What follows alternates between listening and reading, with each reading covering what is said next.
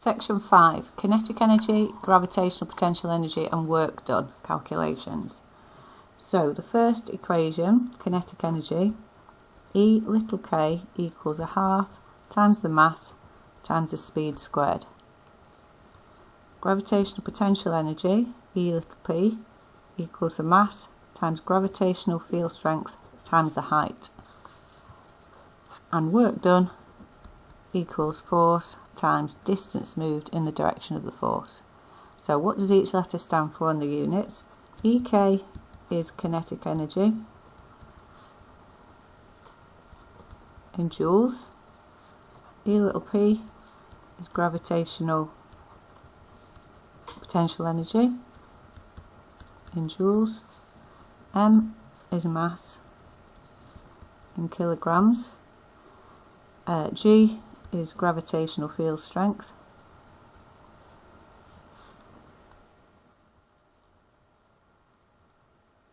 And that is in newtons per kilogram. W equals work done. And both H and D stand for height or distance, and they are in metres. So question 1. Low demand, calculate the work done, so put a box around work done, underline the given values and put your numbers in. So work done equals the force, 20, times distance moved, which is 3, and that's obviously going to give you 60 joules. Question 2, kinetic energy this time. They give you the equation in low demand questions, but you underline the given value, so your mass is 120, your speed is 20, so all you've got to do is 0.5 times the mass, 120, times the speed squared, and that's where a lot of people make mistakes. They forget to put a square on the speed, and then you multiply all those together and you get 24,000 joules. Question 3. This time they're asking you for potential energy of a roller coaster. So you're going to be using gravitational potential energy equation. They give you the mass and they give you the height. So you're going to use gravitational potential energy is mass times gravitational field strength times height. Put your numbers in. 200 times 9.8 times 30. Multiply all those together and you get 58,800 joules. Question 4. So this one, write down the equation that links speed, energy and mass. So it's the kinetic energy equation, 1/2 times the mass times the speed or the velocity squared. So this time they're asking you for the mass, so put a box around mass. They're giving you the speed, 32 meters per second, and they're giving you the energy. So you write out your equation.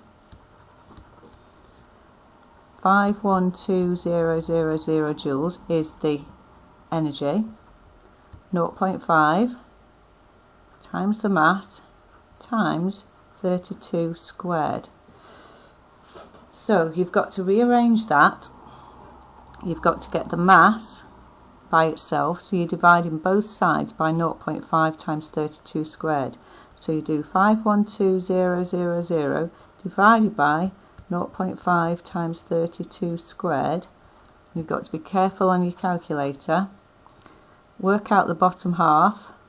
Make sure you're dividing that by those multiplied together, and that gives you 1,000 kilograms for the mass. Next one, gravitational potential energy. So it's mass times gravity times height, and the question is asking you for the height. So you put a box around height, underline the mass, and you're given the potential energy. So you just write your numbers down.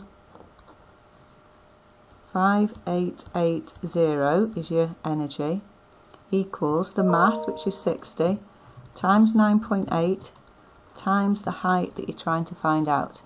So you've got to divide both sides by 60 times 9.8.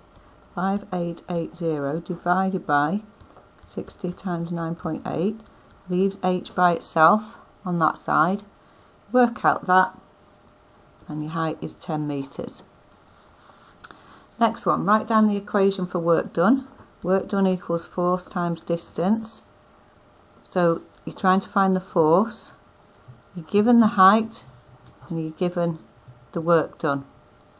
Remember, work done is equal to energy transferred. So 300 equals the force times 2 metres. So the force is 300 divided by 2, and so your answer is 150 newtons. Question 7. Gravitational potential energy equation, mass times gravity times height. So they're asking you for the mass, book your equations, box the quantity asked for, underline the given values, and as you underline it you should spot that the height or the distance is given in centimetres, so you'll have to convert that into metres. Centimetres to metres you divide by 100.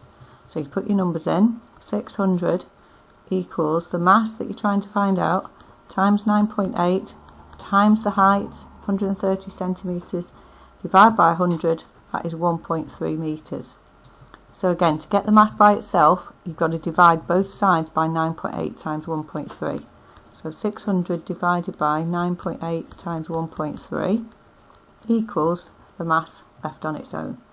Work out that, and you get 47 kilograms. Okay, question 8. Equation for kinetic energy. Half times the mass times the speed squared. So, underline the given values, 0.5 kilojoules, and you should immediately notice that that is kilojoules and not joules, so you've got to convert that. They give you the speed, 5 metres per second, they want you to find out the mass. So it's a half times the mass times the speed squared. So 0.5 kilojoules, convert that into joules, so you multiply by 1,000, so that is 500 joules equals 0.5 times the mass times the speed squared. Remember to put the squared sign there. So to work that out, 500 divided by 0.5 times 5 squared equals your mass. When you work that out, your mass comes to 40 kilograms. Question 9. So the equation for work done equals force times distance. You're given the weight of 5 kilonewtons, so that's the force. The distance is 30 metres. How much work is done? So you're going to do 5 kilonewtons, which is 5,000, multiplied by 30, and that comes to 150,000 joules. Okay, question 10. So it's a kinetic energy equation, half times the mass times the speed squared. So a stone is dropped and hits the floor with a kinetic energy of 200 joules. So they give you the energy. What speed does it hit the floor if it's got a mass of 500 grams? So it's asking you to work out the speed, it's giving you the mass, and you immediately should spot that that's in grams, so you've got to convert that to kilograms. This is a really, really common rearranging question where you've got to work out the speed for when you're given the kinetic energy. So you write out your equation, you put your numbers in. So 200 joules is the kinetic energy, that is equal to 0.5 times the mass. The mass is 500 grams, so that is 0.5 kilograms, times the speed squared, and you've got to work out the speed. So you divide both sides by 0.5 times 0.5, and that is equal to v squared. If you work out that, it comes to 800, so 800 equals v squared, so the square root of 800 is going to be the speed, and that comes to 28.3 metres per second. Question 11. So these are high demand questions, now worth more marks. So these are multi-stage calculations.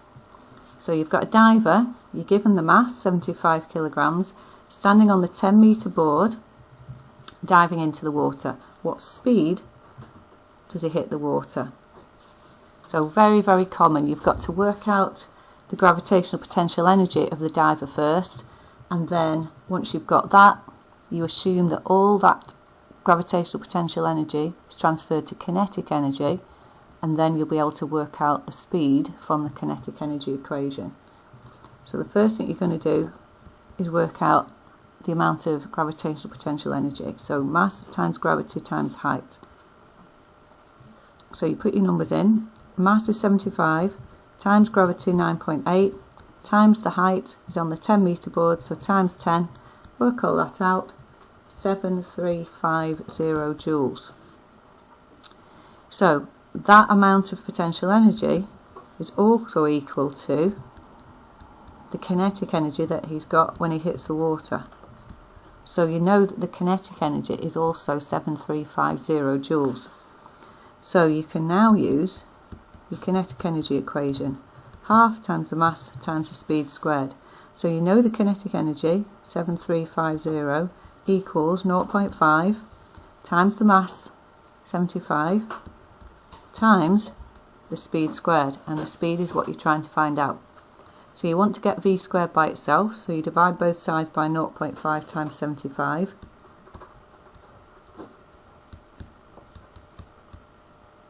Equals v squared. Work out all that. V squared is 196, and so v is going to be the square root of 196, and that comes to 14 metres per second. Question 12.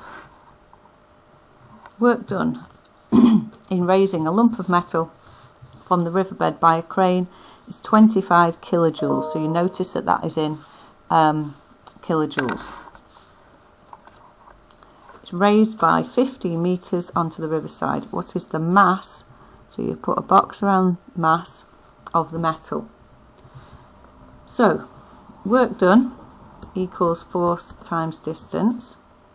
So you know that the work done is 25,000 joules equals the force, or the weight of the lump of metal, multiplied by 15 metres.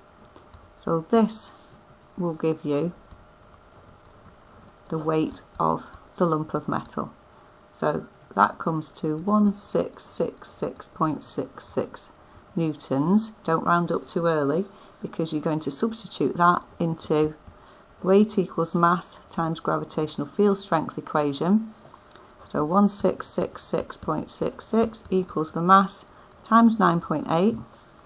So to work out the mass, you do that divided by that, and it gives you 170 kilograms. Okay, question 13, quite a tricky one. So you've got the car of mass 2,000 kilogram accelerating along a road from 15 metres per second at a rate of 4 metres per second squared, and it's covering a distance of 100 metres. You've got to find the kinetic energy of the car after that distance. So you've got a bit of a clue in the question, because you're given the rate of acceleration, so you know you've got to have an equation with a in it. You're given the initial velocity, which is 15 metres per second, and you're given the distance. So you're going to use, first of all, the equation v squared minus u squared equals 2as. And remember, s stands for distance travelled there. So you don't know this final velocity, which is v.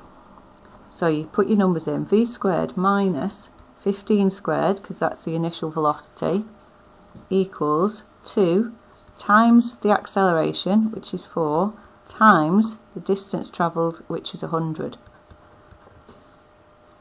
So v squared minus 15 squared is going to be 8 times 100, which is 800. So to get v squared by itself, you need to add 15 squared to both sides.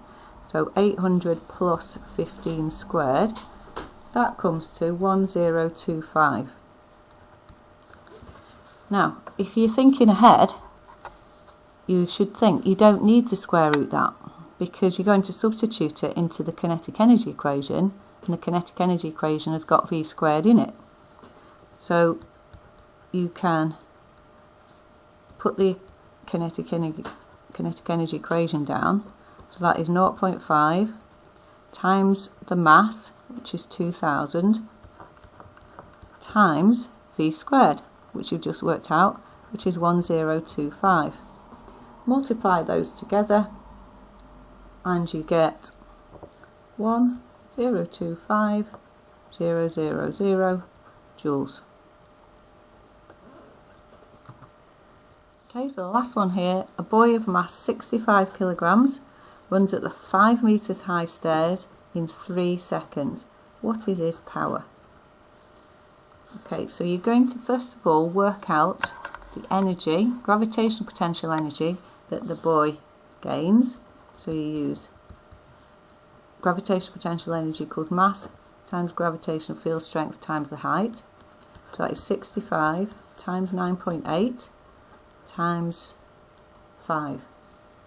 And that gives you 3185 joules. The question asks you for the power, so you need to use energy equals power times time. You've just worked out the energy, 3185 equals the power times the time, gives you the time in the question, which is 3. So your power is 3185 divided by 3, and that comes to 1061.6, and the unit of power is watts.